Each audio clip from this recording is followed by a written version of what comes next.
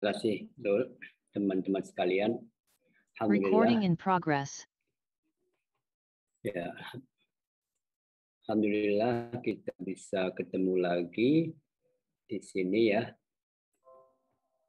Mudah-mudahan semua dalam keadaan sehat walafiat. Tema kita kali ini apa ya? Menarik, sensitif, bisa menimbulkan heboh, santero jagat Indonesia ini. Aduh, kontradiktif, luar biasa. Bahkan juga melawan arus utama ya. Tetapi kita belajar lah. Saya kira kita perlu belajar tentang apa ya, pengetahuan para ulama mengenai isu ini. Karena isu ini sesungguhnya juga sudah dibicarakan panjang sekali sejak awal ada Nabi, itu sudah dibicarakan. Al-Quran juga membicarakan hal ini. Karena itu mari kita lihat bagaimana Al-Quran merespon ini, bagaimana para sahabat merespon ini, bagaimana para ulama merespon ini dalam perjalanan sejarah peradaban Islam. Dan mungkin juga kita akan sampai kepada isu bagaimana isu ini di dalam konteks kita sekarang di Indonesia. Biasa nanti kita akan selalu, menurut saya perlu belajar cara berpikir begini, apa, mengapa, untuk apa, itu yang harus. Kalau untuk menjadi cerdas, menurut saya menjadi berkembang, memahami persoalan, apapun isunya, apapun teksnya, maka kita perlu mempertanyakan atau ya bertanya, pengen tahu lah ya, pengen tahu aja mengapa sih begitu gitu loh. Untuk apa sih? Karena pastilah setiap kebijakan kita, setiap keputusan kita mengandung alasan dan mengandung tujuan. Ini yang harus perlu kita pahami. Saya ingin selalu mengatakan ini, sebaiknya kita tidak terus-menerus di dalam posisi ya sudah begitu. Karena memang ketentuannya begitu gitu tuh. Jadi nantinya nggak berkembang sama sekali ya. Baik, sekarang kita bicara langsung. Judulnya nikah beda agama. Beda agama apa?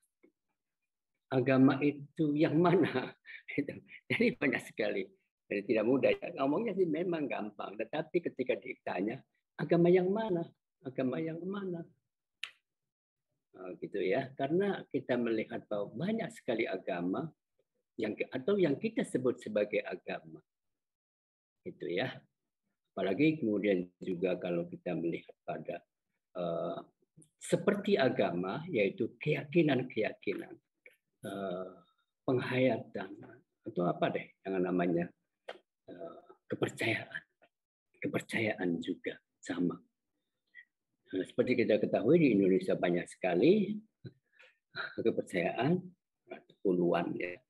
Oke, tapi kita akan lihat saja apa yang dimaksud dengan agama ini itu.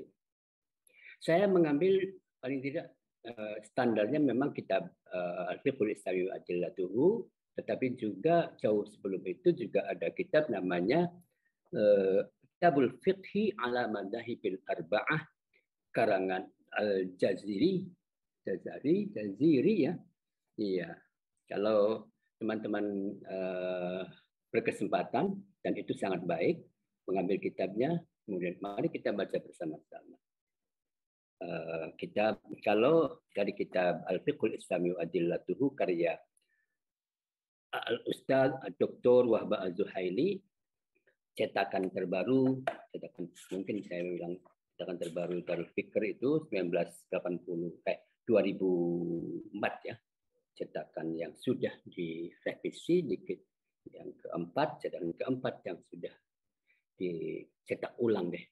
Dan ada revisi sedikit tahun 2004. Juz 9 atau buku ke-9.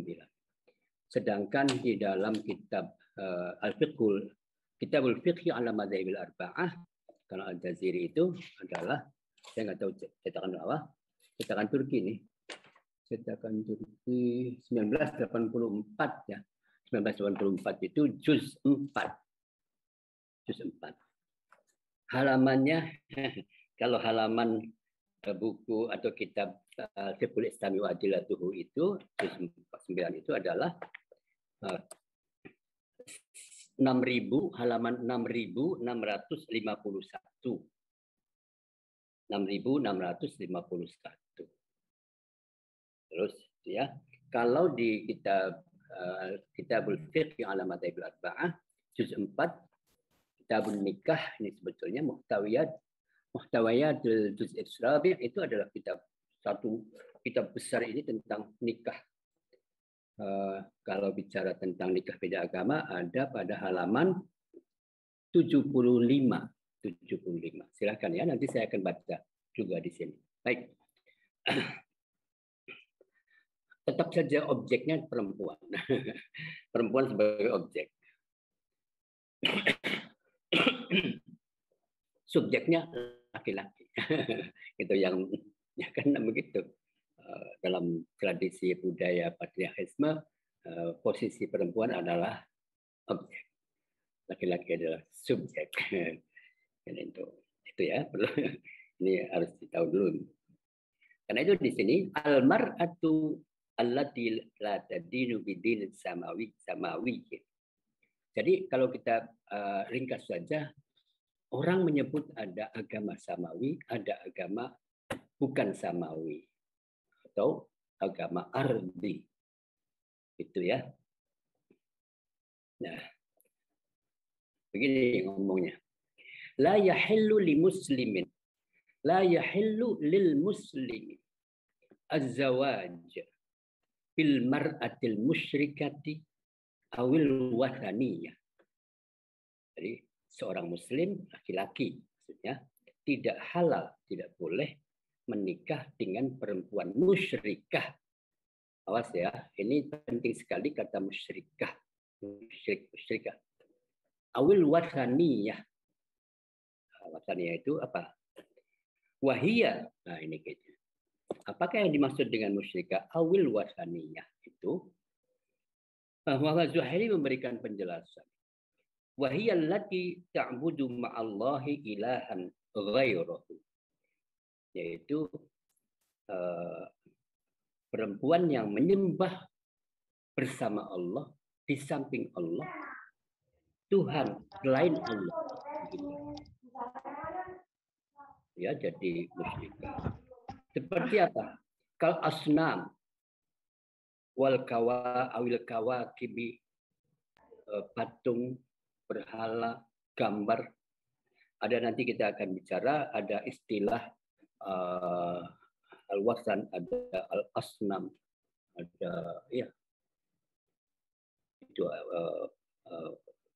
bisa beda-beda diartikan apakah sembahan itu berbentuk patung, berbentuk gambar, sonam al-asnam. Terus awil kawakib, bintang, menyembah bintang. Awil nar, atau menyembah api. Awil hayawan, menyembah binatang. Wa mithluha, jadi itu yang disebut dengan musyrikah awil wathaniyah itu tadi. Ini juga al-mar'atul mulhidah awil madiyah. Nah ini juga nih penting lagi. Atau sama dengan itu adalah perempuan yang ateis, mulhidah. Ateis, tidak bertuhan. Misalnya ya. Pas ya saya bilang ada tidak bertuhan, ada melawan Tuhan. Gitu. Menentang keberadaan Tuhan. Atau bagaimana? Awil madiyah. Ini Wahab Az-Zuhaili menyebut ini. Ini berarti apa namanya itu sebetulnya mungkin adalah kontemporer ya. Memang kitab ini kontemporer relatif baru. Pengarangnya baru meninggal beberapa tahun yang lalu ya. Materialism. Wahia allati tu'minu bil maddati ilaha. Adalah orang yang atau perempuan yang percaya kepada materi sebagai Tuhan. Jadi materialism adalah paham bahwa yang menciptakan dunia dan alam semesta ini adalah materi. Jadi gitu ya. Ya ini biasa. Wa tunkiru wujudallah, dan mengingkari perempuan itu adanya Allah. Wala ta'tarifu, dan tidak mengakui bil adyanis samawiyah, agama-agama langit. Mislu asyuyu'iyah. Nah ini juga ini lagi heboh-heboh nih.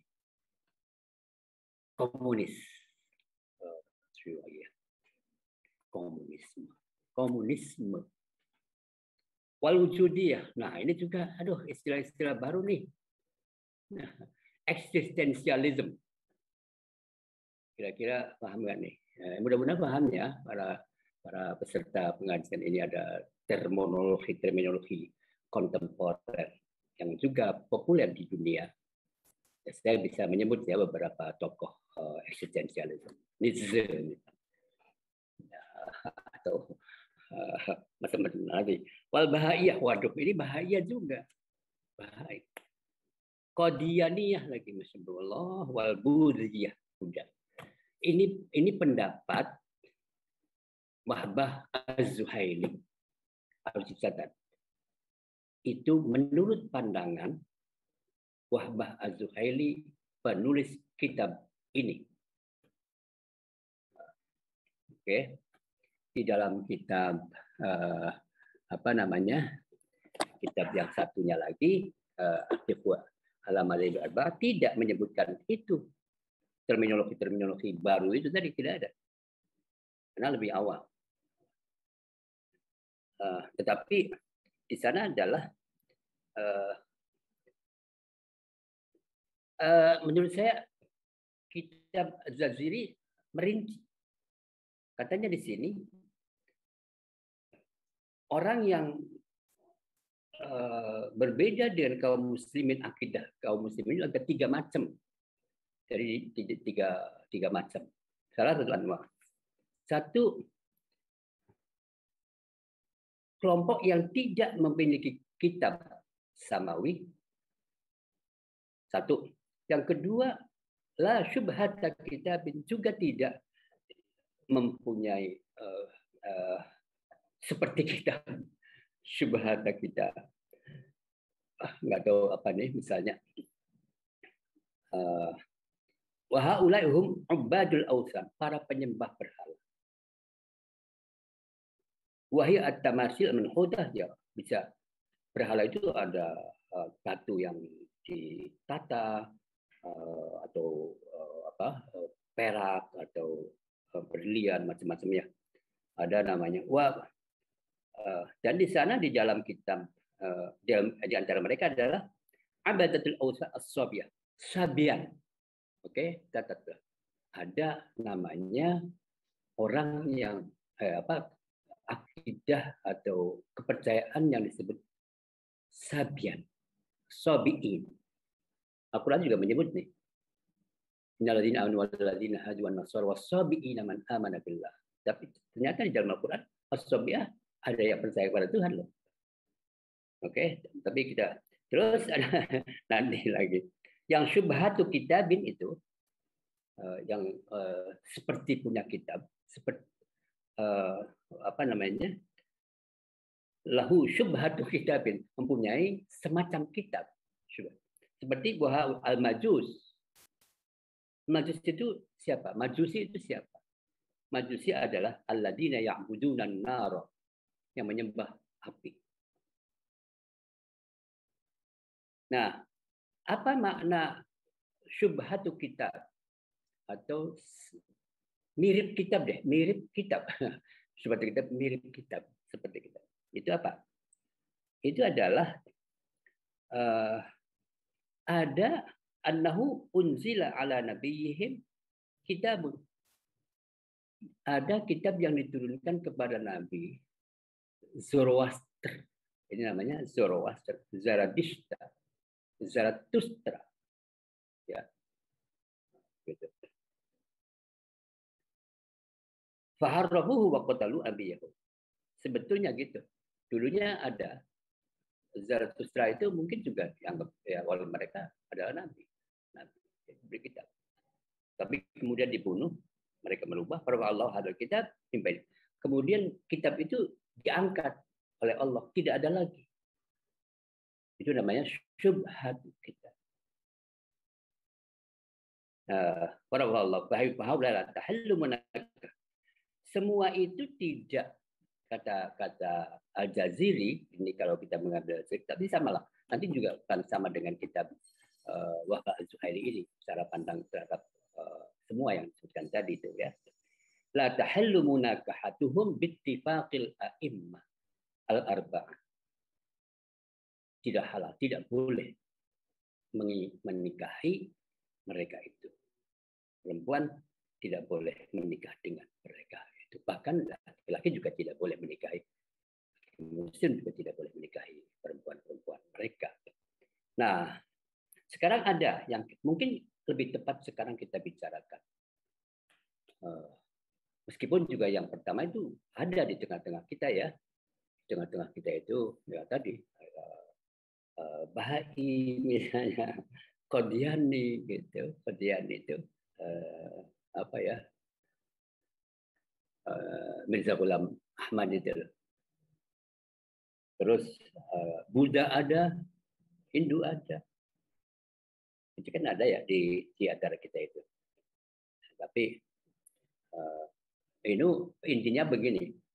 Selain agama yang begini, maka yang ketiga adalah qismun lahu kitabun muhaqqaqun yu'manu bi. Kal yahud alladzina yu'minuna bit Taurah wan Nasara alladzina yu'minuna bil Injil. An-Nasara yu'minu bit Taurat wal Injil. Kalau sama Al-Jaziri mengatakan kita menyebutkan Nasara saja. Nasara saja deh di dalam kitab Nasara karena telah terjadi perpecahan. Ada Katolik, ada Protestan dari akar yang sama, Nasara. Oke, itu konteks dunia barulah, dunia modern. Kaum Nasrani itu kemudian terbagi menjadi konon ya. Saya sebetulnya tidak boleh saya ketahui aja deh.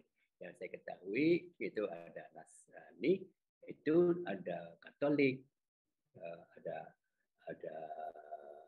ada Protestan bagian dua. Cabangnya mungkin banyak sekali. Seperti juga aliran-aliran yang ada di dalam Islam juga banyak sekali ya. Oke, nah itu. Para gini. Ntar kita bagi dua sih bicara bahasanya. Terhadap selain yang ahlul kitab, selain Nasrani dan Yahudi, itu para ulama gini ya. La yahillu tadi boleh. Wadzalika liqaulihi ta'ala wala tankihul musyrikati hatta yu'minna wala amatum mu'minatun khairum min musyrikati walau a'jabatku. Ini ayat yang sangat populer. Nantinya ada tangkihu, ada tungkihu. Tangkihul musyrikat, tungkihul musyrikina. Oke? Janganlah kamu, wahai laki-laki. Wala tangkihu, janganlah kamu, wahai laki-laki muslim. Menikahi perempuan-perempuan musyrikah. Jadi kita sudah mendefinisikan ya menurut kitab ini nih. Menurut kitab ini nih. Saya nggak tahu teman-teman akan bertanya tentang pandangan saya apa enggak ya. Mudah-mudahan enggak ya. Oke. Nggak bertanya tentang pandangan saya. Jangan dikorek lah. Wala amatun mu'minatun, budak perempuan beriman itu khairun, lebih baik min musyrikatin walau a'jabatkum, meskipun perempuan musyrikah itu menarik hatimu. Oke. Wa alhaqal hanafiyyatu wasyafi'iyyatu wa ghairuhum al-mar'atal murtaddah bil musyrikah. Madhab Hanafi dan madhab Syafi'i dan selain mereka, walau nggak disebutkan selain mereka itu siapa, menyamakan perempuan murtadah atau perempuan yang murtad sama dengan perempuan musyrikah, begitu. Ya, murtad itu yang keluar dari Islam. Oke, nah, ini kan ya, dul. Jadi saya bilang persoalannya banyak sekali nih. 2 jam itu nggak cukup nih kalau kalau nanti ditanya murtad itu bagaimana sekarang, musik itu bagaimana sekarang. Wah, ya. Nyambung Bu ya minggu berikutnya Bu ya. Iya betul. Banyak sekali. Tema-tema saja ini perlu dibicarakan betul. Apalagi saya nanti bertanya, musyrikah itu waktu itu tuh gimana sih? Mengapa? Tidak boleh. Wala yajuzu li ahadin, maka tidak boleh siapapun sama sekali. Aslan. Muslimun au kafirun ayyatazawwajaha. Nah, gitu malah di sini orang kafir sendiri tidak boleh menikahi tadi itu. Li'anha tarakat. Oke, kok kafirnya. Li'anha tarakat millatal Islam. Karena perempuan itu telah murtadah, ya, meninggalkan Islam. Wala tuqirru al-riddah, dan tidak mengakui murtadahnya. Fa imma ayyamut tamuta atau taslim. Maka tidak terima maut. Pokoknya kata murtad sudah mati lah, kayak perempuan sudah nggak ada gunanya apa-apa. Oke, itu kita tidak bicara di situ dulu. Nah, terus intinya wal khalasatu, kesimpulan. La yahillu bil ittifaqi, tidak halal, tidak boleh secara sepakat, konsensus para ulama, nikahu man la kitabalaha, menikahi siapa saja, perempuan maksud sini, yang tidak mempunyai kitab. Kawasaniyatin, seperti perempuan wasani penyembah berhala. Wahia abidatul wasani awis sonam, yaitu penyembah wasan awis sonam. Tadi kita sudah bicara kata sonam atau wasan itu ya macam-macam itu tadi. Ada yang menyamakan maknanya, ada yang membedakan. Ini adalah patung, jadi foto-foto atau foto katanya, satu bermana patung-patung, yang satu sama gambar-gambar. Itu pokoknya boleh. Oke. Wa majusi, ya. Majusi wa hiya amiyatun nar idlah kitab bi aidi ahliha. Karena tidak lagi mereka mempunyai kitab di tangan mereka. Pengikutnya sudah tidak mempunyai kitab lagi. Itu katanya. Ya, kata penulis ini. Kita harus nanti bertanya kepada mereka, ya. Walan natayaqqan min qablu. Dan mereka kita tidak meyakini. Perempuan natayaqqan, kita tidak meyakini min qablu. Dari sebelumnya, panah tahu kita hati-hati. Karena kita tidak mengerti katanya, gitu ya. Bagus sekali. Nah, teman-teman sekalian, saya tadi sudah mengatakan pada awal, mengapa tidak boleh? Apa argumentasi para ulama yang berpendapat bahwa tidak boleh? Iya. Mengapa tidak boleh menikahi mereka, perempuan-perempuan yang tidak punya kitab suci? Ya, kita sebut kitab suci, ya. Ini penting sekali. Kita perhatikan. saya kira kita perlu memerhatikan argumen. Karena lagi-lagi argumen itulah yang menjadi faktor sesuatu itu ditetapkan, diputuskan. Hukumnya begini, hukumnya begitu. Oke. Wasababu, nah, wasababu fi tahrimiz zawajil fi tahrimiz zawaji bil musyrikah wa nahwiha. Sebab atau faktor alasan tentang haramnya menikahi perempuan musyrikah seperti maknanya tadi adalah ini penting nih.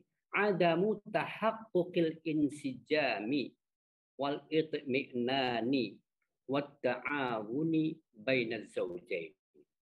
Itu di garis bawahi atau di tip X atau di apa ya, ditandailah gitu.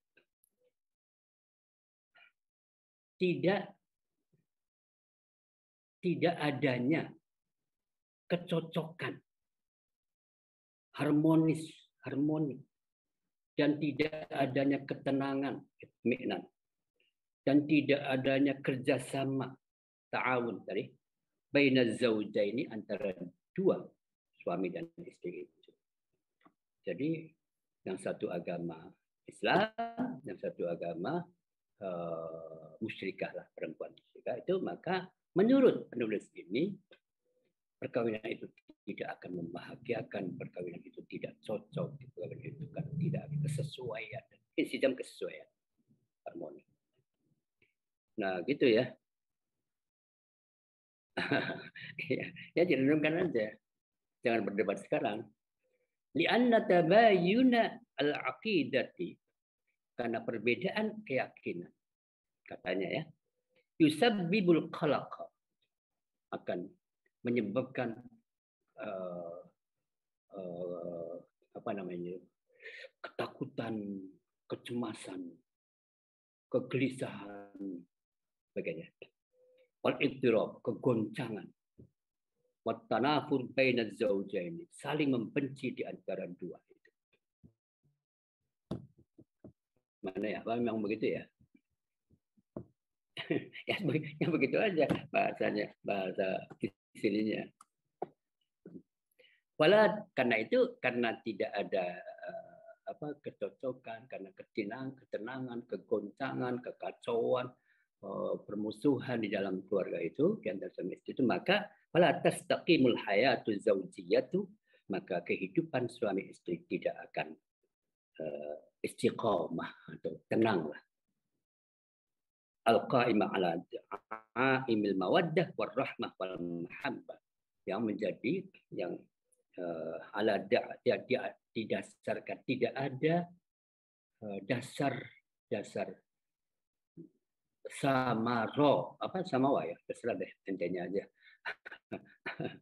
Ada samawa, ada samara, sakinah mawaddah warahmah gitu maksudnya sih. Begitu katanya. Ya begitu harusannya. Wa ghayatuha al-hudu'u wal istiqrar. Menurut Mbak Zuhairi, tujuan perkawinan itu pada akhirnya adalah ketenangan dan stabil. Itu dari perkawinan itu. Tsumma inna adawal iman bidinin, kemudian ketidakadanya iman bidinin, dengan agama, yashulu al mar'ati al khiyanah, konon begitu, akan memudahkan bagi perempuan itu untuk berkhianatan di antara dalam perkawinan, wal fasad wasyar. Wa yarfa'u bil amanah wal istiqamah wal khair, dan akan hilang lepaslah amanah, istiqamah, kebaikan. Sudah, itu alasannya. Teman-teman boleh berdebat di sini, di rumah masing-masing atau di tempat nanti ya. Saya hanya mengantarkan satu dulu. Zawajul muslimah bil kafir. Nah, sama saja. Zawajul muslimah bil kafir, tidak perkawinan seorang perempuan muslim dengan seorang kafir, laki-laki kafir. Dan sekarang, yahrumu bil ijma'i zawajul muslimati bil kafir.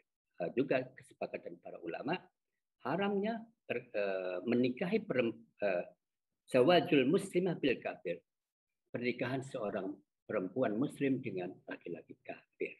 Kafir ya, awas nih, kafir nih. Saya perlu mengingatkan atau perlu menyampaikan deh. Ada istilah kafir dan istilah ahlul kitab. Al-Quran menyebutkan begitu. Al-Quran misalnya Al-Bayyinah misalnya, lam yakunil ladina kafaru min ahlul kitab wal musyrikin.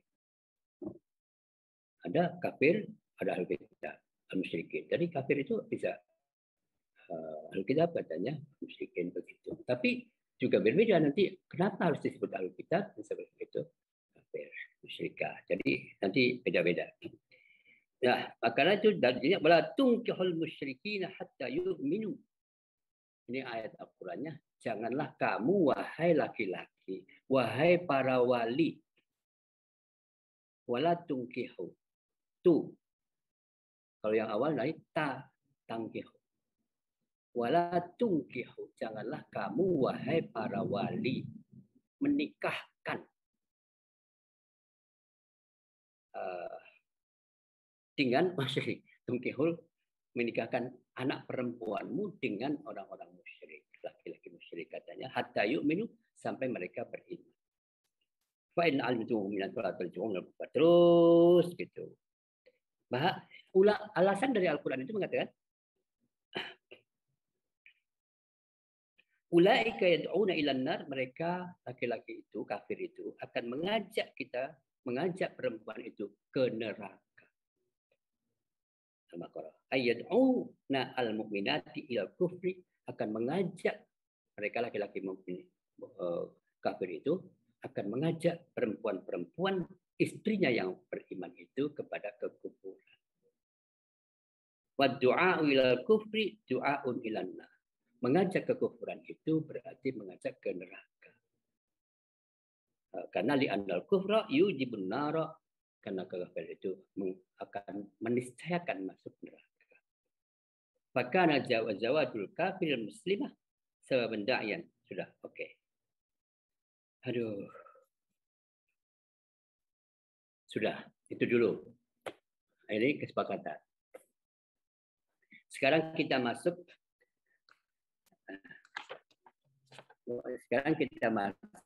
ke saya kira isu yang kontroversial.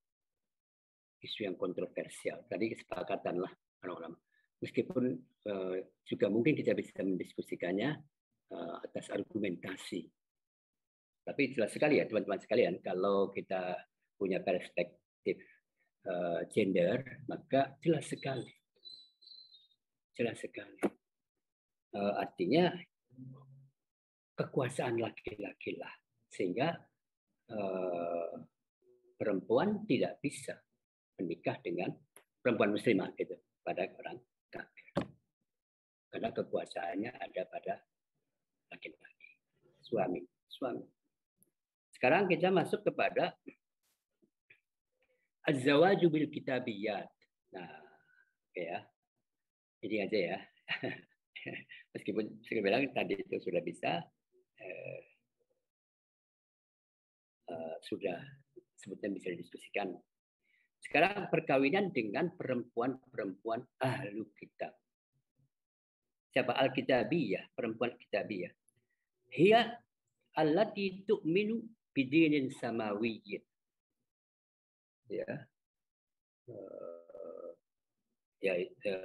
Perempuan yang beriman dengan agama samawi. Kal Yahudiyah, perempuan Yahudi. Nasraniyah, perempuan Nasrani. Wa ahlul kitabi, ahli kitab itu mereka itu adalah ahlut Taurat, yang ahli atau ya pemilik kitab Taurat, penganut kitab Taurat, wal Injil, pembaca, penganut kitab Taurat dan Injil, atau mereka yang berpegang teguh kepada ajaran-ajaran dalam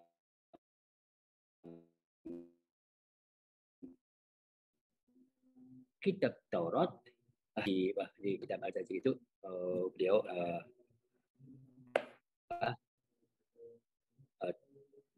Nasrani itu adalah pengikut ajaran yang ada dalam Taurat dan Injil.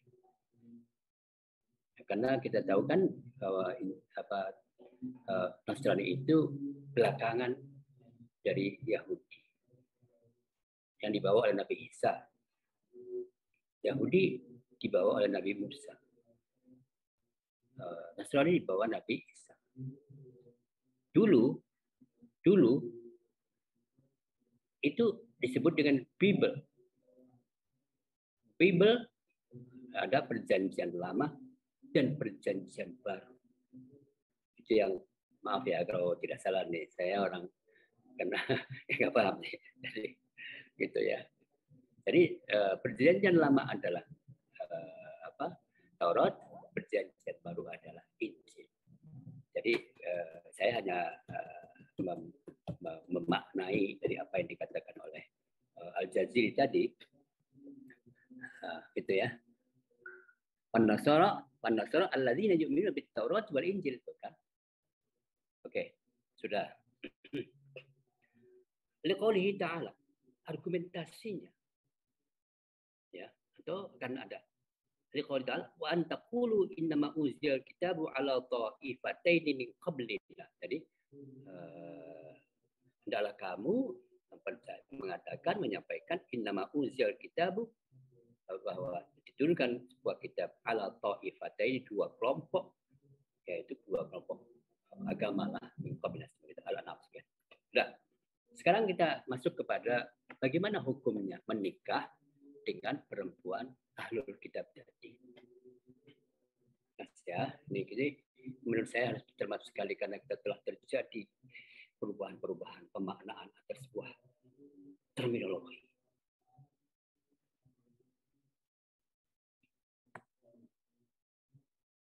Tampaknya tidak bisa terjadi proses generalisasi. Ya, jadi nanti kita, maksud saya tidak boleh tergeneralisasi. Dalam Al-Quran sendiri juga ada. Innalladzina amanu walladzina hadu wan nasara was-sabiina man amana billahi wal yawmil akhir wa amila sholihan fala khaufun 'alaihim wa lahum yahzanun. Kan ada ya. Sudah. Sekarang waqad ajma'al ulama, para ulama sepakat lagi ala ibahatiz zawaji, bolehnya menikah bil kitabiyati, dengan perempuan-perempuan ahlul kitab. Al-Qur'annya mengatakan begitu ya. Al-Qur'annya kita harus kenal Al-Qur'annya. Ulama sudah menyepakati.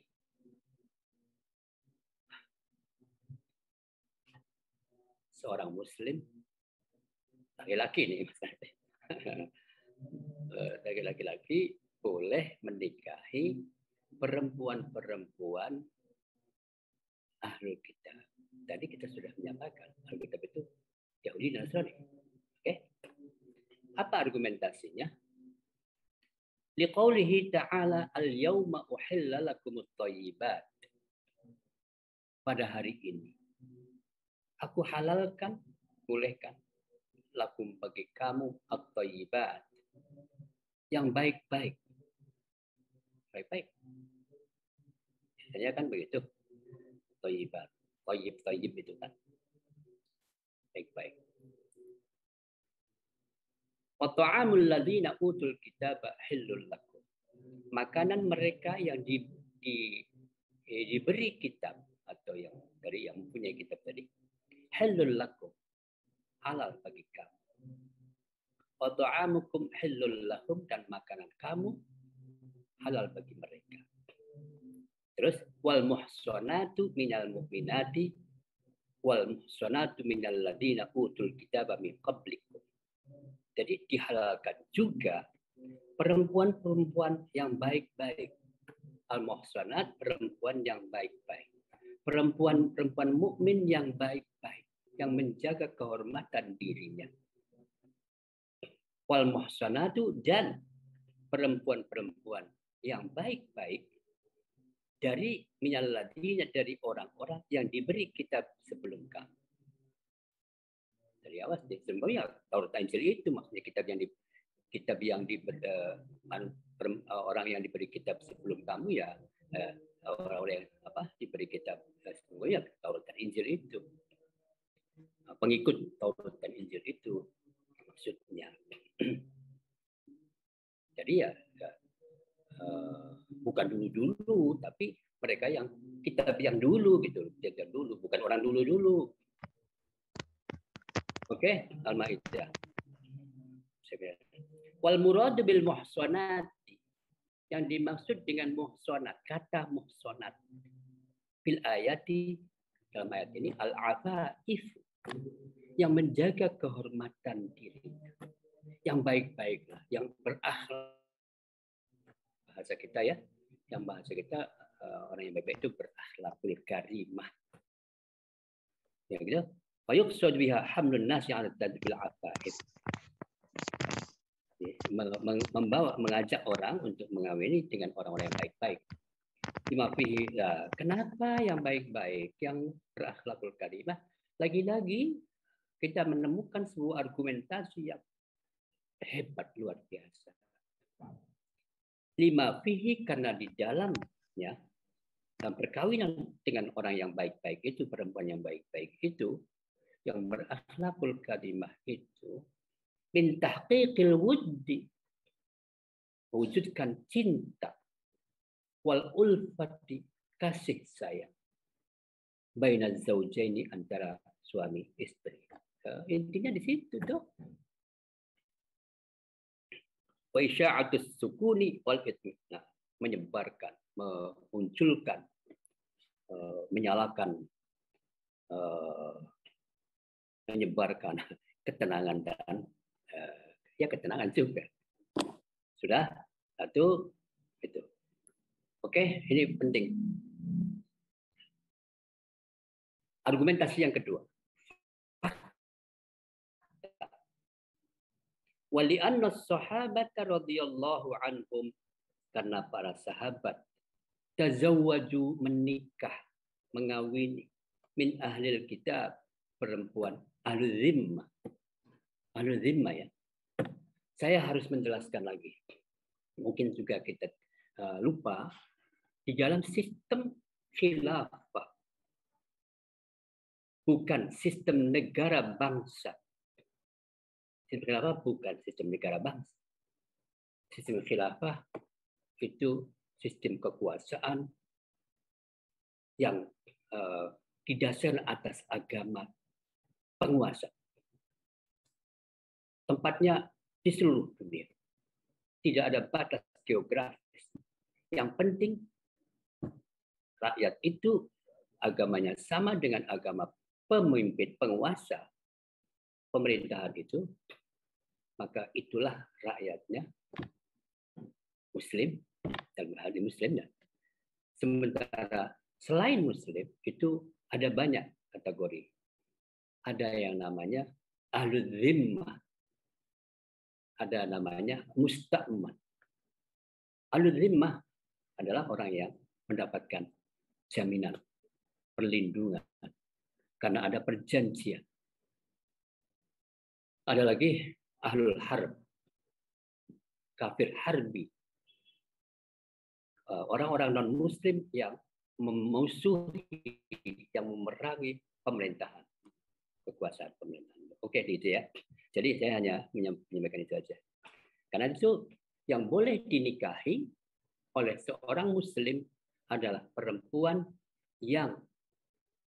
non-muslim yang ahlu zimmah, yang mendapatkan jaminan keamanan dan perlindungan dari pemerintahan khilafah, khalifah atau khilafah itu tadi, Islam itu tadi. Itu ya, para sahabat. Siapa? Fatazawwaja Utsman radhiyallahu anhu Nailata bintal Qarasisah al-Kalbiyah wa hiya Nasraniyah. Sayyidina Utsman bin Affan, kita yang menyebutnya sebagai khalifah ketiga ya, Abu Bakar, Umar, Utsman, itu menikahi perempuan namanya Nailah bintil Farofisah, ya, Al-Kalbiyah. Dia seorang Nasrani, perempuan Nasrani. Wa aslamat, kemudian setelah Islam di tangannya. Bukan Islam dulu ya, tapi Nasrani dulu, kemudian nikah, kemudian masuk Islam. Oke. Wa tazawwaja Hudzaifah radhiyallahu anhu Yahudiyah min ahli Madain. Hudzaifah bin Yaman, mungkin Hudzaifah bin Yaman, seorang sahabat Nabi. Kalau ya, menikah dengan seorang perempuan Yahudi dari Madain. Madain itu sana ya, Palestina kali ya, di daerah Palestina lah. Sudah. Wasu'ila Jabir, seorang sahabat juga ditanya, radhiyallahu anhu an nikahil muslim al-yahudiyah wan nasraniyah, tentang pernikahan seorang muslim laki-laki dengan perempuan Yahudi dan Nasraniyah. Faqala, maka Jabir mengatakan, tazawwajna bihinna, kami menikahi mereka. Kami, tadi bukan hanya diri sendiri ya, beberapa orang yang lain juga. Zaman al-Fath bil Kufah, pada zaman Fath. Al-Fathu itu zaman bahasa mungkin kasar ya, penaklukan. Tapi bahasa santunnya pembukaan kota. Pembukaan. Seperti Fathu Makkah ya. Fathu Makkah itu apa namanya? Pembukaan kota Makkah ketika Nabi tahun ke-8 ya, kembali ke Mekah. Sebetulnya sih hanya untuk umrah, tapi di sana dulunya dilarang. Tahun ke-8 boleh masuk, dan di situ terjadilah pertemuan, dan mereka kaum musyrik itu tidak berani, dan Nabi membebaskan. Baik sekali ini kalau ini diuraikan dalam konteks beberapa hari ini, sejak tanggal 30 September sampai sekarang, itu bagus perdebatannya. Nabi membebaskan dan memaafkan dan membiarkan mereka-mereka yang dulu menyerang Nabi, memusuhi Nabi, membunuh sahabat-sahabat Nabi. Pada saat itu membebaskan. Oke, itu hebatnya Kanjeng Nabi ya. Nah, jadi maksud saya bicara Al-Fathu, atau maka begitu penaklukan. Oh ya, nggak enak ya kalau disebutkan penaklukan itu kan pertanyaannya. Kalau begitu Islam itu apa ya, ekspansi ya, oke gitu itu. Jadi membuka kota-kota di berbagai wilayah provinsi, di Kufah di Irak, ada Basrah di Irak, ada di Syam, di Syria, Yordania, Palestina, ada Lebanon, kemudian di Persia, di mana-mana lah. Udah ya, nah itu ya. Jadi sudah begitu. Pandangan Al-Quran begitu, para sahabat begitu. Sekarang bagaimana argumentasi mereka? Bagus ya, yang tadi sudah ada argumentasinya, mengapa orang kafir tidak bisa, sekarang orang dengan orang ahli kitab bisa, boleh. Apa argumentasinya? Wasababu fi ibahati zawaji bil kitabiyah. Sebab atau faktor yang menyebabkan bolehnya kawin dengan perempuan ahli kitab berbeda dengan perempuan musyrikah. Kenapa? Itu membedakan jelas sekali ya. Para ulama membedakan antara ahli kitab dan musyrikah.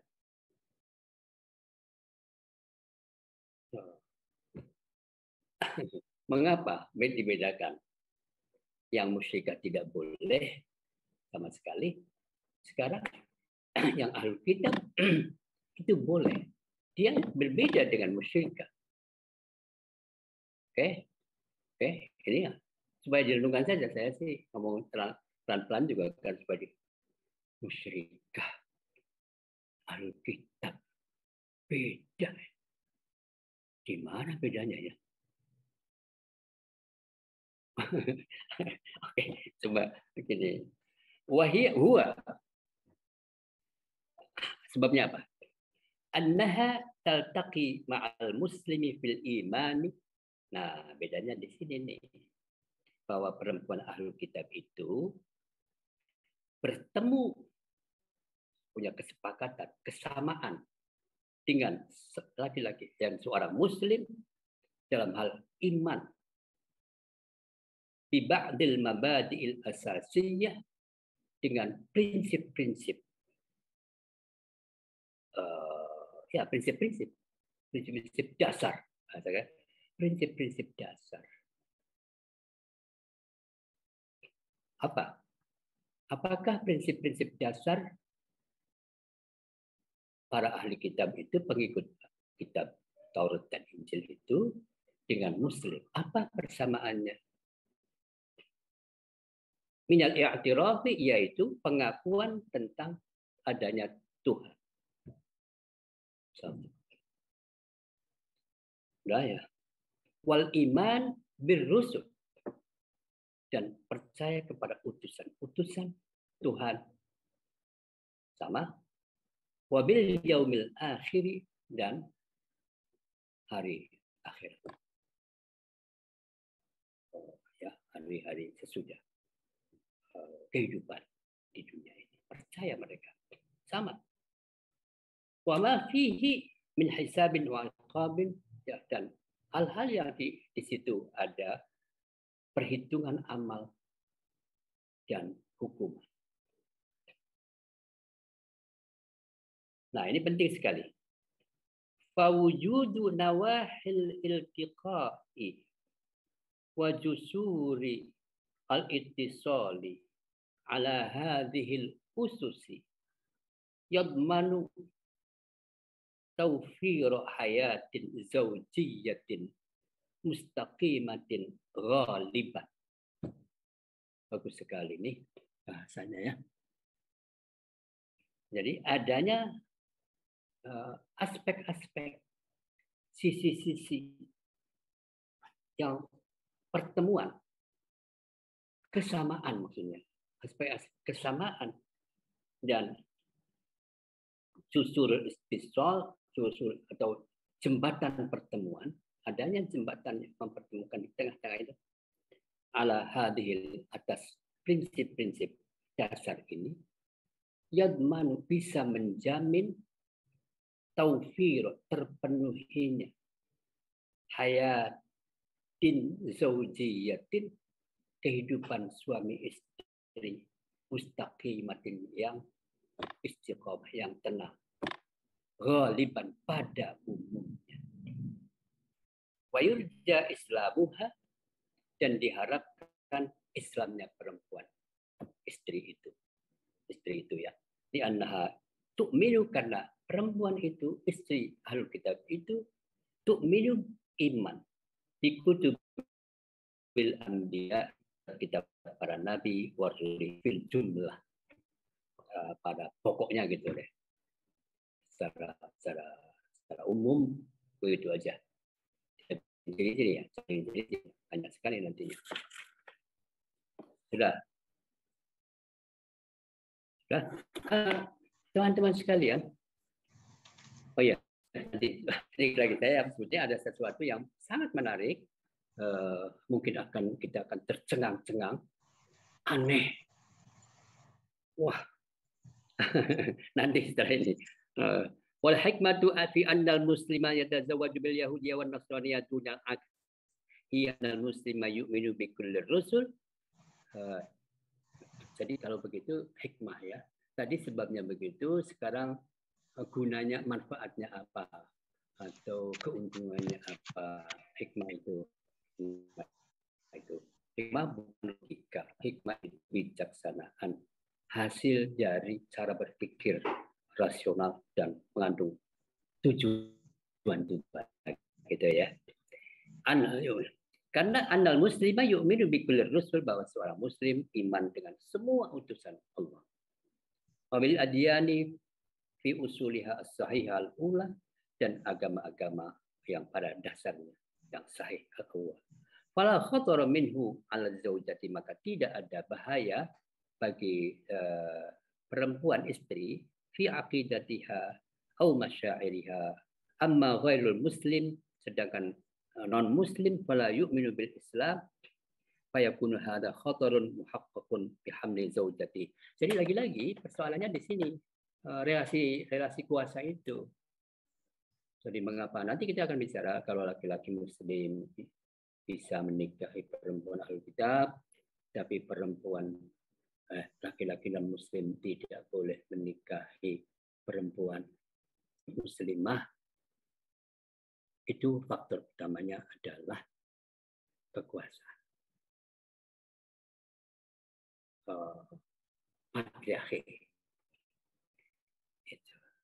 Nah, sekarang ada hal yang penting sekali, terakhir mungkin ya. Ada sebetulnya sih, masih panjang ya. Karahatuz zawaji bil kitabiyah. Nah, belakangan satu pandangan semacam sedikit mereduksi atau sedikit berhati-hati deh. Makruh. Jadi tadinya bicara boleh. Lalu muncullah pandangan baru, yaitu makruh. Makruh itu kalau dikerjakan tidak dapat apa-apa. Kalau ditinggalkan dapat pahala, kayak gitu. Sunnah kalau dikerjakan dapat pahala, tidak dikerjakan tidak apa-apa, tidak dosa maksudnya. Karahatuz zawaji bil kitabiyah, makruh menikahi perempuan ahli kitab, Nasrani, Yahudi. Oke. Yukrahu, tapi yukrahu indal Hanafiyah wasyafi'iyah, makruh menurut madhab Hanafi dan Syafi'i, wa indal Malikiyah, dan menurut madhab Maliki, fi ra'yah, dalam satu pendapat.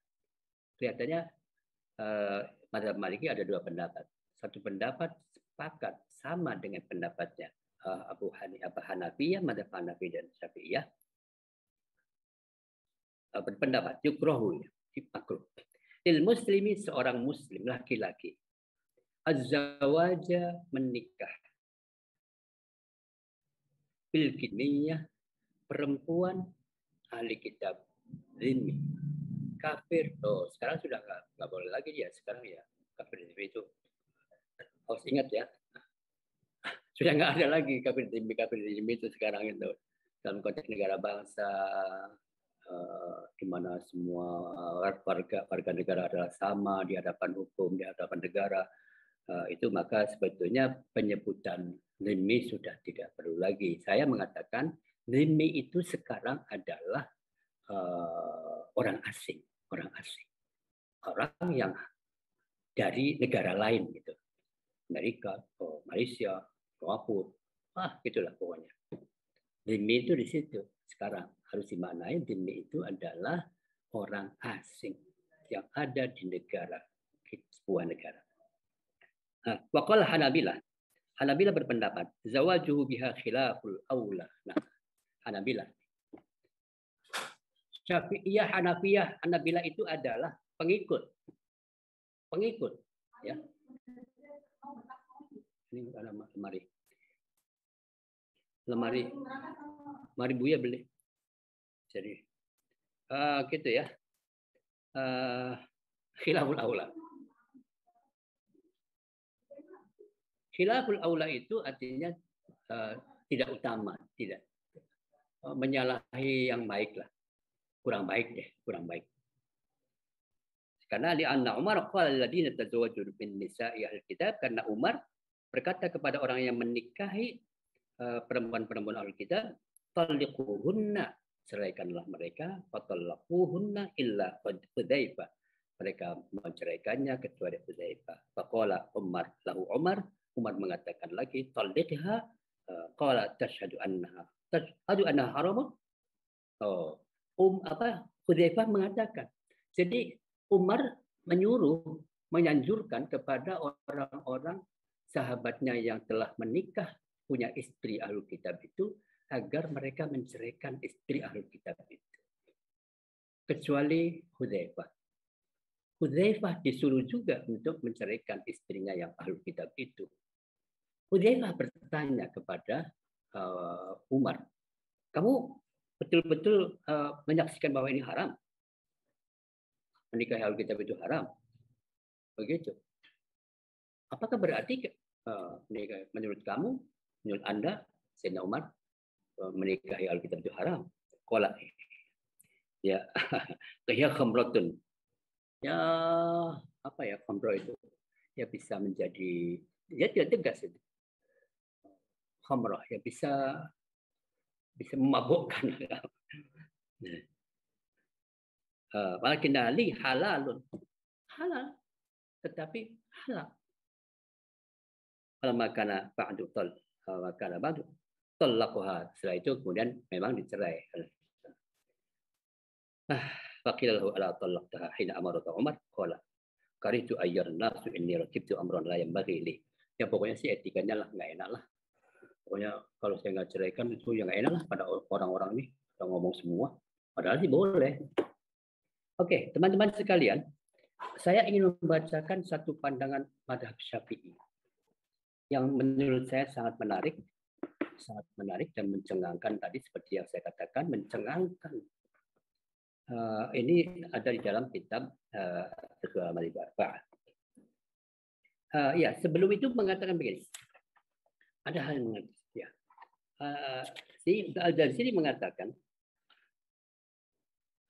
mengapa menikahi perempuan ahli kitab itu boleh, sementara musyrikah tidak boleh? Beliau mengatakan, waqad khussisa min haula'il kitabiyyah lirrajul qawlihi wal muhsanatu minal ladzina utul. Jadi ayat argumentasi pada hari ini aku menghalalkan, membolehkan menikahi orang-orang ahli kitab, perempuan-perempuan ahli kitab itu dan seterusnya dulu. Jadi kata Al-Jazari, fahadhil ayatu, ayat ini tufidu, memberikan pengertian halu al-kitabiyah. Halu al-kitabiyah, bolehnya perempuan ahli kitab bin nassi. Coba, bin nassi. Kalau teman-teman paham yang biasa mengikuti pesan nas, itu seakan-akan pasti sesuatu yang sangat konkret, sangat tegas dalam ma la yahtamilu at-ta'wil. An-nas itu menurut Imam Syafi'i di dalam kitab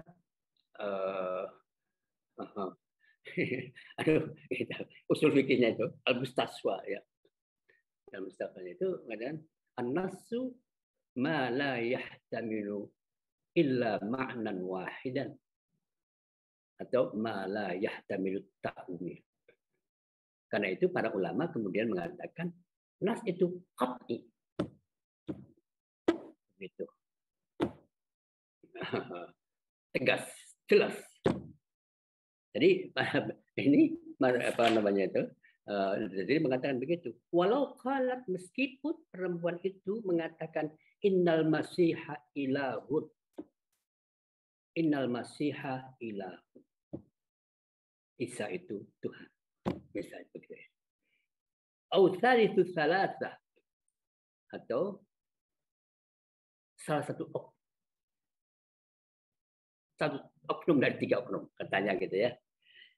Wa huwa syirkun zahirun, padahal fa'abahahunallahu, Allah membolehkan mereka, li'annalahunna, karena mereka perempuan itu dinan, memiliki agama samawiyan wa kitaban. Ini boleh diperdebatkan nih, pasti nih akan terjadi perdebatan apa namanya itu keras. Pendapat ini sangat aneh. Syirik, Alkitab, katanya Alkitab syirik, tetapi boleh. Yang ini tidak boleh. Karena bedanya cuma yang selain ahli kitab itu tidak punya kitab, kalau ini punya kitab. Bedanya itu aja. Saya ingin menjelaskan begini tentang pendapat Asy-Syafi'i ya. Berapa menit lagi gitu? Betul. Enggak Bu ya. Berapa menit lagi? 10 menit lagi Bu ya. Nanti setelah 10 menit lagi kita tanya jawab Bu ya. Sudah banyak pertanyaan. Oke deh, sedikit lagi ya. Sedikit lagi ya. Sangat penting menurut saya ya. Mas Syafi'i mengatakan begini di dalam kitab. Yukrahu tazawwudul kitab idza kan fi Islam. Ya. Jadi tetapi mazhab Syafi'i mengatakan makruh itu syaratnya hukum menikahi ahlul kitab menjadi makruh jika satu Allah yarju Islam al-kitabiyah, tidak dapat diharapkan Islamnya perempuan istri yang beragama Yahudi Nasrani. Satu, kalau tidak ada harapan tidak makruh. Yang kedua, ayyajida muslimatan tasluhu lahu. Ada seorang perempuan muslimah yang pantas bagi dirinya. Tetapi kok memilih perempuan ahlul kitab, Yahudi Nasrani. Maka itu makruh. Kenapa masih ada seorang perempuan yang ya pantas lah, yang baik untuk dirinya kok, milih anak, itu maka makruh menurut Syafi'i. Yang ketiga, annahu idza lam yatazawwaj al-kitabiyah yakhshal zina. Apabila dia tidak menikahi perempuan ahlul kitab itu khawatir zina dengan dia, maka ya yakhshal zina. Khawatir. Dalam yatazawwaj jika tidak menikah. Fa in kana yarju islam. Sekarang kebalikannya bagaimana? Fa in kana yarju islamaha, apabila laki-laki itu dapat berharap akan Islamnya istri ahlul kitab itu, fayusannu lahu tazawwujuha, maka sunnah bagi dirinya laki-laki itu untuk menikahinya. Tuh ya. Ya, satu. Wa illam yajid muslimatan tasluhu lahu. Apabila laki-laki itu tidak menemukan seorang perempuan muslimah yang patut bagi dirinya, yang baik bagi dirinya, nggak tahu ukurannya jadi apa ya, baik bagi dirinya itu ya. Kalau dengan cinta sih nggak susah ya. Kalau yang dia cintai, susah nih. Fakadzalika yusannu, coba lihat. Maka demikian pula disunnahkan. Itu yang membuat saya tercengang-cengang itu. Malah justru disunnahkan. At-tazawwuj fil kitabiyah dengan perempuan kita. Allati tasluhu lahu. Untuk apa? Mengapa lebih baik menikahi perempuan ahlul kitab itu? Ya karena ya daripada perempuan lain yang tidak dia senangi lah ya. Karena dia Aisyah ma'aha Aisyatan mardiyah, agar laki-laki itu dapat hidup bersama dia dalam kehidupan yang tenang, yang mardiyah, yang penuh kedamaian, kerelaan, ketulusan, dan seterusnya deh. Wa idza lam yatazawwaj kitabiyah yakhsha 'alaihi zina. Apabila dia tidak menikahi kitabiyah yakhsha 'alaihi zina, yusan, dan khawatir dia akan zina, maka yusannu lahu, maka disunnahkan.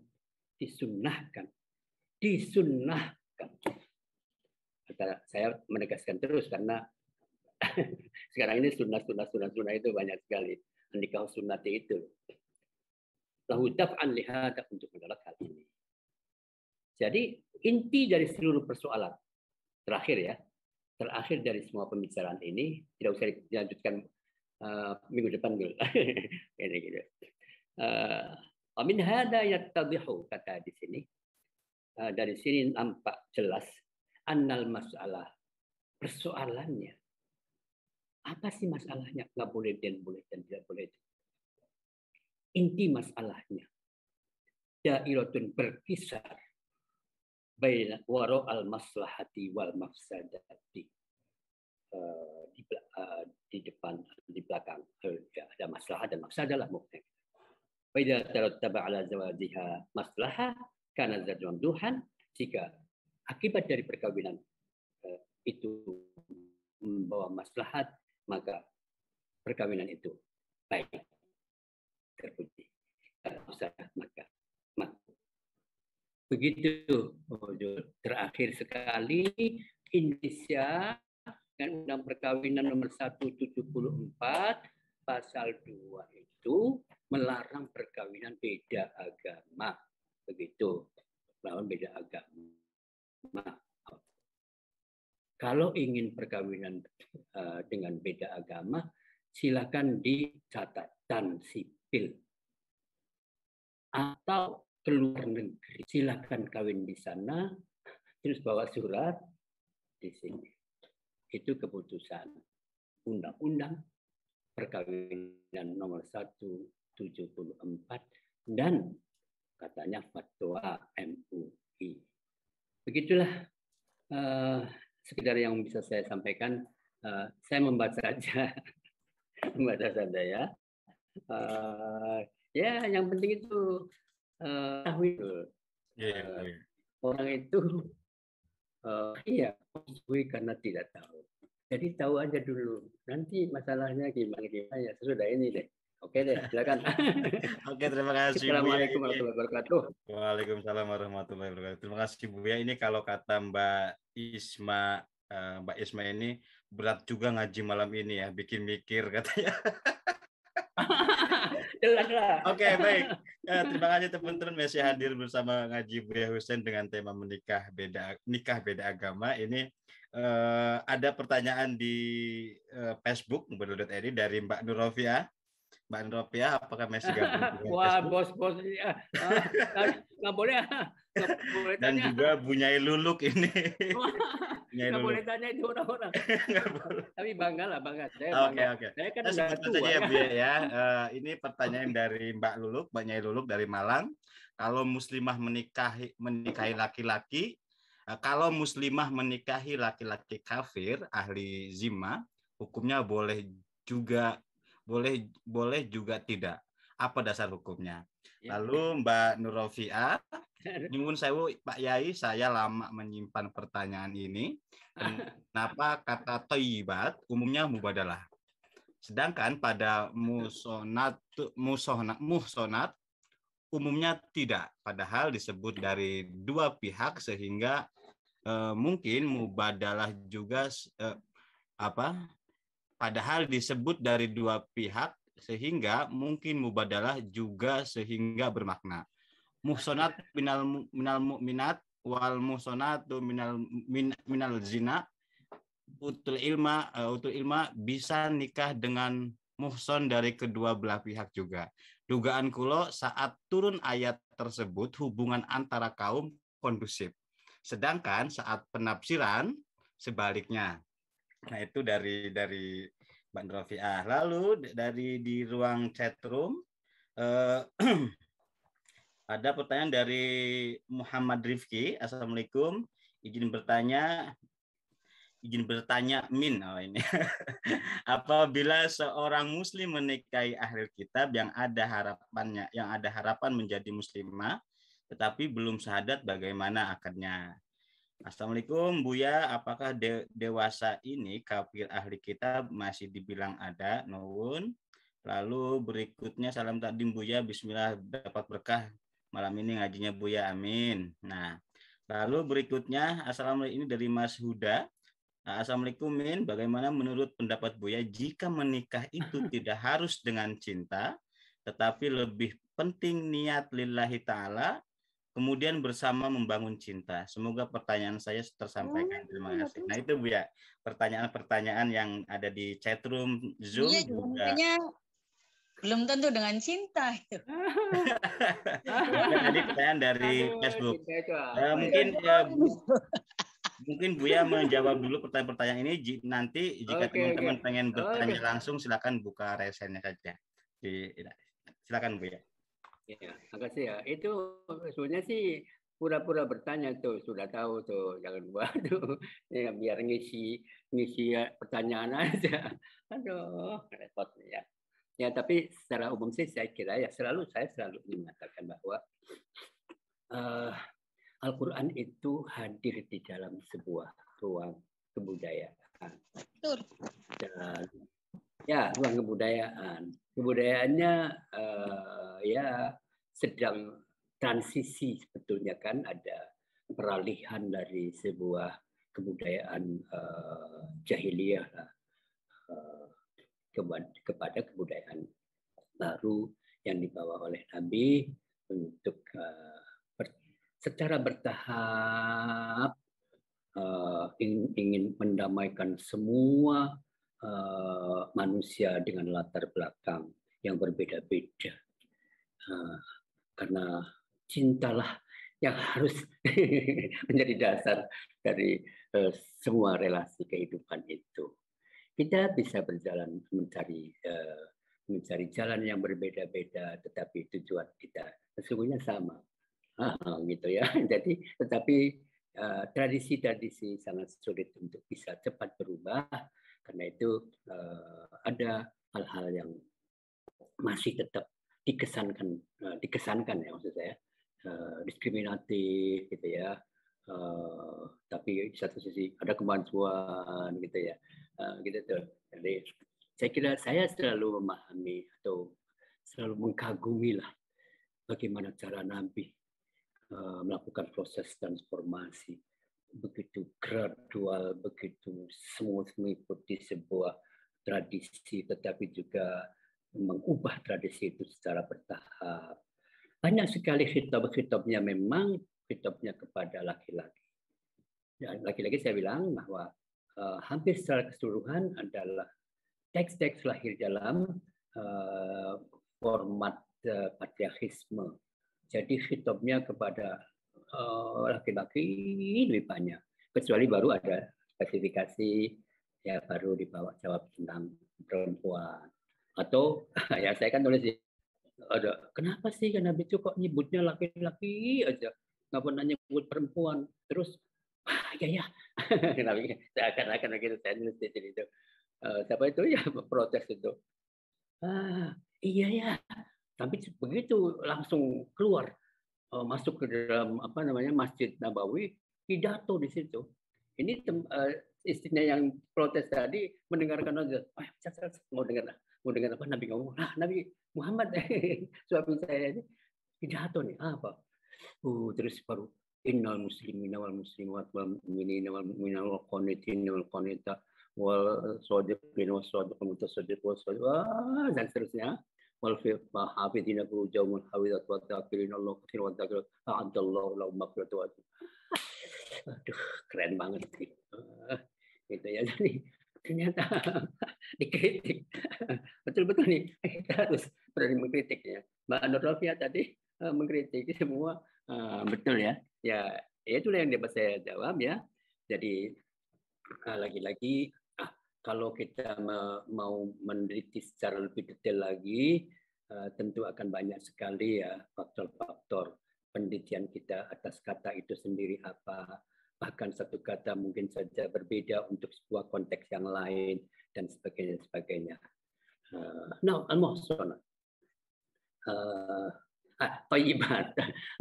Thayyibat juga beda-beda. Muhsanat. Al-hisnu. Al-hisnu itu bisa berkaitannya nanti bicara dengan farji gitu ya, menjaga farji. Kelihatannya lebih banyak ke situ deh. Hisnun itu benteng. Hisnun itu bisa benteng, hisnun itu bisa menjaga sebetulnya sih ya. Biasanya kaitannya dengan seksualitas sebagainya. Jadi kita akan melihat satu persatu konteks dari satu kata atau ayat itu. Ini maknanya apa ya? Ini maknanya gimana ya? Lebih tepat di mananya apa ya? Gitu ya. Saya ingin sekali lagi mengingatkan bahwa pada masa sebelum Islam suami disebut ba'lun. Ba'lun itu wa bu'ulatuhunna Al-musallitun, saya bolak-balik ya mengatakan ini, musallitun. Tapi Nabi merubah, mengganti suami bukan ba'lun, yang artinya musallitun, menguasai, tetapi zaujun, pasangan, setara, seterusnya. Oke, di situ deh kita nanti bisa. Nah, sampai kira Mbak Lulu juga saya kira begitu. Tadi saya sudah jelaskan karena sistemnya begitu, karena perempuan istri harus nurut kepada suami. Itu bahwa istri soleh itu harus nurut. Falqanitatu hafidhatul qalbi hafidhina furujahum wal hafidhah. Apa itu? Bukan. Wa bima aqamna fasolihatu qanitatun hafidhatun lil ghaibi bima qanitatun. Ini juga kata qanitatun itu para ulama berbeda pendapatnya. Taat ay muti'atun kepada siapa? Kalau melihat konteksnya zauj atau ar-rajul itu rijal tadi.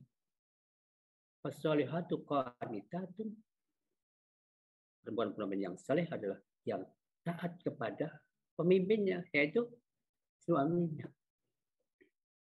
Tetapi belakangan kemudian muncul tafsir-tafsir baru lagi, tidak, tetapi qanitatun lillah, taat kepada Allah. Ada lagi dua-duanya. Dua-duanya itu taat kepada suami dan Allah. Aduh, hebat ya. Jadi itu tergantung perspektif kita ketika kita memberi tafsir atau pemaknaan memaknai sebuah teks. Itu ya. Begitu.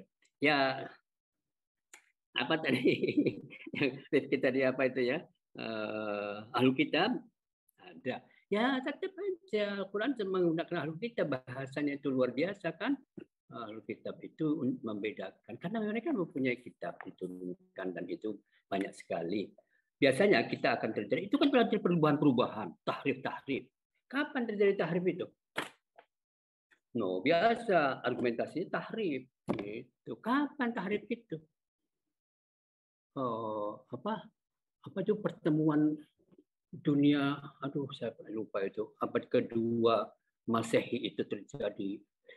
Istilah saya lupa, pertemuan dunia itu, kemudian merumuskan itu kan sebelum Nabi turun. Tapi tahu sekali itu ayat tentang musyrikah itu ada. Musyrikah zaman itu tadi Al-Masih ibnullah, Uzair ibnullah, Innallaha salisu salasa, itu sudah turun ada.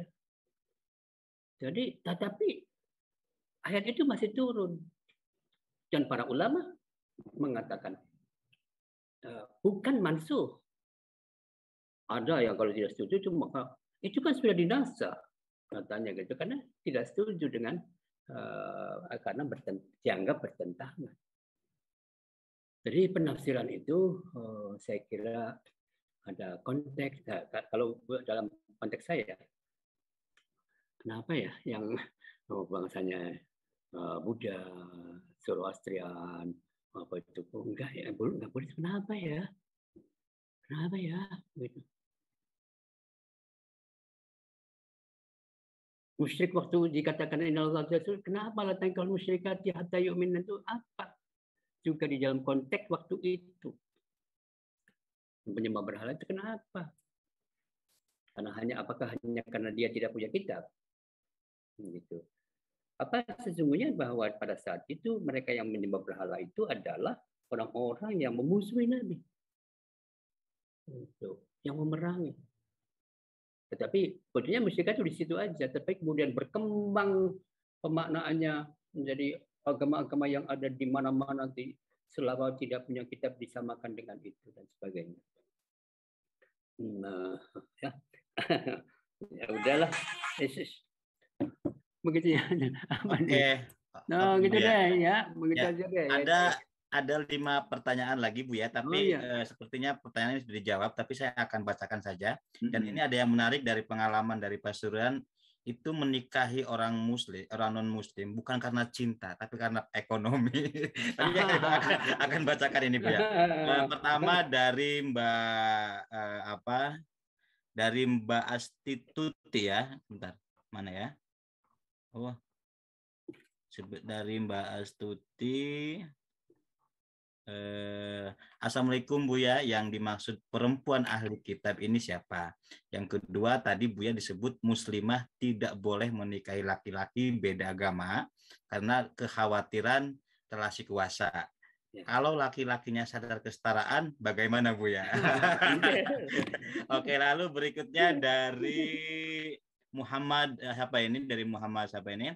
Assalamualaikum warahmatullahi wabarakatuh. Bagaimana hukumnya apabila seorang muslim menikah dengan seorang non muslim tetapi tidak sesuai dengan syariat Islam ijab qabulnya.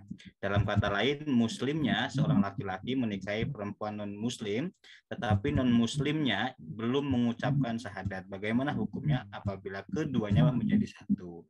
Nah, ini yang menarik lagi dari Mbak Safira Lukmana. Assalamualaikum Buya, izin bertanya sama seperti yang ditanyakan oleh Mbak Astuti. Lalu bagaimana apabila laki-laki muslim yang dinikahi justru menjerumuskan ke neraka melalui dorongan pada istri untuk menjual diri karena tuntutan ekonomi, seperti kebanyakan pengalaman perempuan yang pada akhirnya terjerumus ke dunia prostitusi. Saat ini terjadi di lingkungan tempat tinggal di Pasuruan. Lalu dari Mina, Assalamualaikum Buya, salam takdim, izin bertanya Buya, bagaimana kelanjutan yang baik untuk sebuah keluarga yang dimana istri muslimah menikah dengan suami non-muslim, yang sekarang status suaminya belum pernah sholat, syahadat juga belum, tapi mereka sudah memiliki anak. Apakah itu disebut dengan zina? Terima kasih Buya. Lalu pertanyaan dari Facebook Buya, ini ada dari Malaysia, Mbak Huda Ramli. Oh iya, udah. Nah, juga dari Asbilah Dikhia. Permisi Buya, izin bertanya mengenai hukum sunnah menikah ahlul kitab dengan alasan tidak ada muslimah yang lebih baik dibandingkan dengan wanita ahlul kitab tersebut. Apakah itu artinya terdapat wanita non muslim yang lebih baik daripada wanita muslim itu sendiri? Lalu pertanyaan dari Mbak Huda Ramli dari Sister Malaysia. Salam Buya, saya mau bertanya, adakah sebenarnya hukum perkawinan, mungkin perkawinan ya yang di bahasa Malaysia, perkawinan yang membenarkan muslim menikah perempuan ahli kitab, tetapi tidak membenarkan muslim menikahi laki-laki ahli kitab. Itu karena ada konteks sosiopolitik sekitar dan tatanan sosial masyarakat Arabnya yang dimasukkan agama sebagai identiti politik pada ketika itu. Justru cara hidup tribalistik Arab yang meletakkan lelaki di hierarki teratas dalam keluarga yang mempengaruhi aturan pernikahan sebegitu. Nah, itu pertanyaan dari mungkin Buya ini pertanyaan terakhir sekaligus Buya closing statement kali ya. Karena ini sudah jam 21.14. Ya, itu ya hebat-hebat semua ya memang tadi itu ya. Jadi saya tadi sebetulnya mengakhiri ya dan mengajak kita untuk berpikir bersama-sama, kenapa sih tidak boleh, itu apa sih perkawinan dan sebagainya itu ya. Jadi bahwa kemudian mengapa sih rumusan sekarang tidak boleh itu gitu, undang-undang perkawinan itu melarang itu kenapa? Bahkan juga jauh sebelum itu juga seperti tadi pernyataan yang terakhir dari Marisa tadi politik. Jadi ini menjelaskannya panjang sekali ya, karena begitu wafat Rasulullah maka terjadilah konflik besar sekali, permusuhan dan perang terus. Jadi saya percaya begini, Nabi itu bukan mendirikan politik, mendirikan moralitas, kepemimpinan moralitas, bukan kepemimpinan politik dalam arti kekuasaan maksudnya. seperti yang terjadi itu. Tapi moralitas itu menjadi pemimpinnya gitu maksudnya sih. Nah, tetapi sesudah itu terjadilah kepentingan-kepentingan dan sebagainya. Politik menjadi memberikan definisi baru, melakukan proses pendefinisian baru, pembatasan, dan sebagainya. Jadi kalau bicara tentang sesudah Rasulullah, kemudian terjadilah seakan-akan mengembalikan situasi pada masa, termasuk terhadap perempuan, termasuk isu-isu perempuan sebetulnya sedang diproses untuk menjadi setara, menjadi merumuskan kesalingan antara laki-laki dan perempuan, tetapi nampaknya tidak mudah untuk merubah pikiran-pikiran yang sudah tertanam telah menjadi darah daging pada masa lalu di dalam kebudayaan itu, sehingga begitulah masa itu terjadi perumusan kembali. Jadi kita belajar lagi nanti sejarahnya, mengapa terjadi penafsiran yang berbeda. Bisa maju, bisa tidak maju, bisa mundur. Saya maksudnya begini, Umar bin Khattab itu melakukan satu proses pengubahan dari keputusan Nabi sendiri, gitu. Tetapi Umar melakukan langkah-langkah yang berbeda secara tekstual, tetapi tujuannya sama dengan apa yang dikehendaki Nabi, meskipun formatnya berbeda. Itulah, formatnya berbeda, tetapi tujuannya sama. Ada cerai tiga, ada mu'allafatu qulubuhum, ada perampasan, itu tidak lagi diberikan kepada orang-orang yang ikut perang, tetapi untuk dikembalikan kepada negara, misalnya kan gitu, tidak ada. Jadi, begitu ya. Jadi persoalannya apa yang terjadi hari ini itu ya persoalan yang sudah tidak lagi seharusnya dihukumi. Kalau menjual perempuan yang nggak boleh, haram pastilah. Menyakiti istri ya haram lah, menyakiti perempuan siapapun haram lah, gitulah. Terserah apapun alasannya haram. Kekuasaan untuk itu tuh haram, jelas. Jadi praktek-praktek ini juga menjadi, menurut saya, memerlukan satu pikiran yang lain, basis struktur sosial, basis ekonomi, basis sistem politik.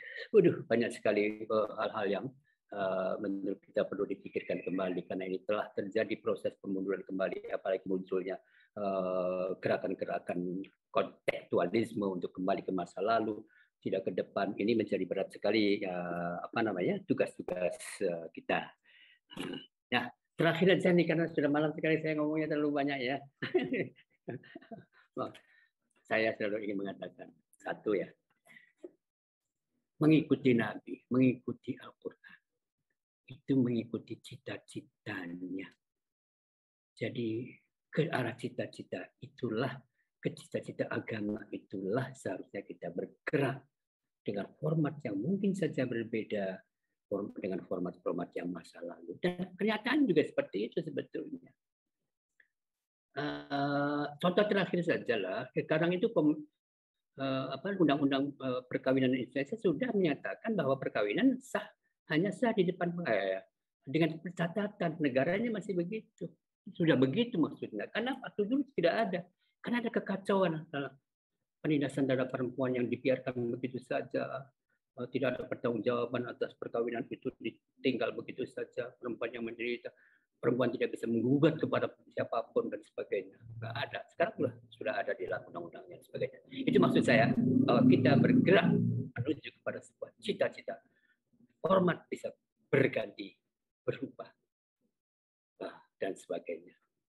Terima kasih, mohon maaf yang sebesar-besarnya apabila ada kekurangan dan sebagainya. Sampai jumpa lagi masa minggu yang akan datang. Mudah-mudahan semua sehat. Wassalamualaikum warahmatullahi wabarakatuh. Waalaikumsalam warahmatullahi wabarakatuh. Ini sudah di closing sama Buya ini ya. Banyak. Oke, terima kasih semua yang sudah hadir di sini. Mbak Nur Rofiah ini baru gabung tapi kita sudah selesai. Halo Mbak Nur. Iya. Oke, terima kasih juga kepada Rektor ISIP, Pak Rektor, Pak Dr. Kiai Haji Dr. Marzuki Wahid sudah hadir. Ya, Pak Dul. Iya nih. Ya juga terima kasih kepada yang di ruang Zoom, yang di Facebook Mubadalah.id ada Mbak Lulu, tadi Mbak Novia baru gabung di Zoom. Nah, sampai jumpa di minggu depan, insya Allah kita akan hadir lagi di ngaji Buya Husein. Alangkah baiknya teman-teman jika pertemuan ngaji ini direfleksikan di media sosial masing-masing, baik berupa quote, baik berupa tulisan, silakan dengan hashtag ngaji Buya Husein ya, begitu ya. Mungkin itu dari saya. Oh, ini Mbak Ainun Jamil dari Makassar, dari Cadar Garis Lucu juga hadir. Terima kasih Mbak Ainun.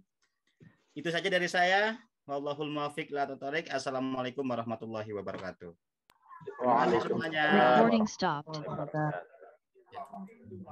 Terima kasih Buya. Matur nuwun Pak Yai.